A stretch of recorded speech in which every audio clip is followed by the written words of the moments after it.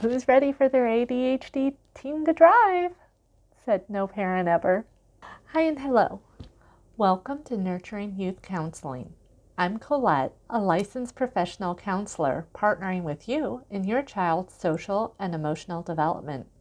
I answer questions about children's mental health and provide skills that I've learned while in private practice and with my own children. Come journey along with me on this roller coaster ride of life that we call parenting. We know ADHD teens struggle with driving, according to research from Dr. Russell Barkley and others, where they found teens with ADHD have poorer steering, slower braking reaction time, poor driving habits such as no seat belts, speeding, failing to stop or yield, not staying in the lane or using signals for lane changes. They perform more risk-taking and illegal actions when driving. And they exhibit 4 times more excessive sleepiness while driving than their neurotypical peers. Naturally, because of all of this, ADHD teens receive more citations, are in more accidents, and are more likely to be cited as at fault compared to their neurotypical peers. Some studies even show that ADHD drivers have such poor performance that it sometimes resembles drunk driving. Needless to say, there's substantial driving risk for ADHD teens. While we can't eliminate all risk, there are steps you and your teen can take to reduce it. Step 1. Implement a longer learner permit period. This has your teen staying under your supervision for longer, so you can assess the maturity and risk-taking level. Just because they're old enough to drive doesn't mean they're ready. Step 2. Use a slower graduating license approach. Rather than have your teen pass a test and start driving immediately, have them drive with only you in the car. If they do a good job, then they can drive by themselves during the day, but still with you at night. After a while longer and you feel more comfortable and confident, they can drive by themselves during the day and the night, eventually working their way up to having other individuals in the car. Step 3. No cell phone use. ADHD teens are 2 times more likely to be distracted by technologies and use them while driving. Remember, your teen needs support in helping to fight against the innate urges of our ADHD brain and turning towards the more novel objects, in this case, the cell phone. There are some things on the market that can help, such as cellcontrol.com or Key2Key or other apps where they either disable the phone or have a way to stop use of the phone while the vehicle is in operation. Number 4. If possible, consider a manual transmission vehicle.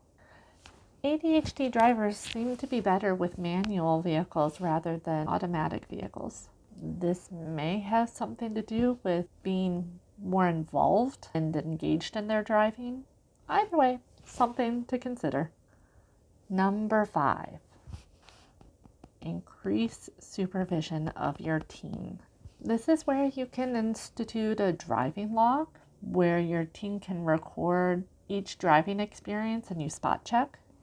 Entries could include anything from medication if prescribed, destination, route, miles, contact name and phone numbers, times out and times in when they come back, odometer readings. Parents have also opted to use things like GPS tracking and drive cam monitoring. We know your ADHD teen is going to need additional support, so now is the time to use the resources you feel are necessary to help diminish the risk. Number 6. Consider using a contract for driving. This is agreed upon expectations and rules that both your teen and you sign off on. It could have expectations such as take your medication as prescribed daily, if prescribed, fill out the log for every driving trip. While driving, keep music low, use preset radio stations, No eating, no texting, absolutely no other teens in the car, and absolutely no alcohol or other intoxicants. Number 7, medication management. I believe medication is a personal choice, but the research does make a very compelling argument that those medicated while driving have a 40 to 50% reduction in vehicle accidents and a much greater improvement in their driving behavior compared to when they're unmedicated. 40 to 50%. That's a big number. Number 8. Avoid alcohol use or other intoxicants. Hopefully this doesn't need any explanation.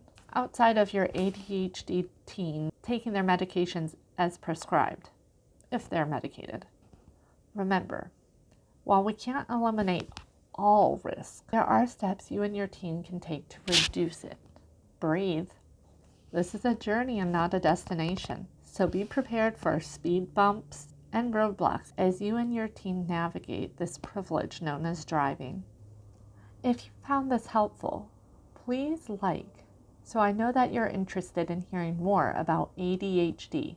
Share to help spread this important information to families so they can get the support they deserve. Subscribe to hear about future videos, and drop a comment below if you have any questions that I may answer in future videos. This video is not intended for legal advice, nor should it be used to replace mental health therapy. Also, I'm not a medical professional, so please seek the services of those should you need them. As always, thank you for watching, and until next time, breathe and enjoy this roller coaster ride of life that we call parenting.